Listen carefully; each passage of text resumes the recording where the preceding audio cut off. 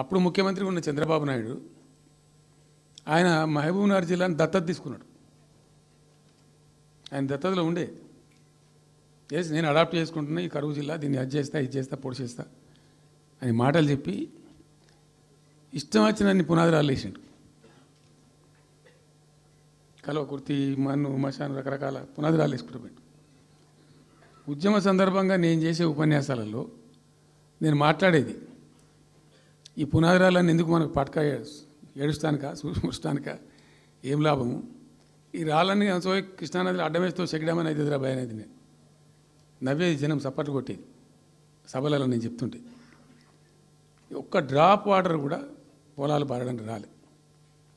తత్ఫలితం ఏంది? Net result. What was the net result?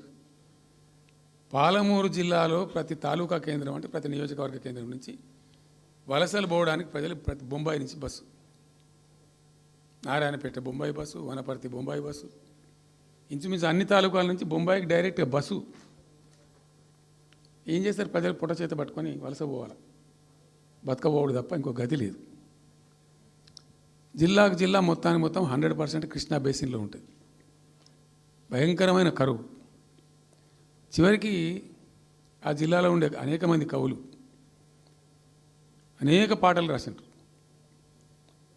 ఆ గోరెటి వెంకన్న గారు అయితే పల్లె పల్లెలో పల్లెలు మొలిసే పాలమూరులోన అని చెప్పి పాట రాసి పాడిండు. ఆ పాట బాగా పాపులర్ సాంగ్ కూడా, తెలంగాణ ఉద్యమం పొడుగుతో కూడా భయంకరంగా మోగినటువంటి సాంగ్.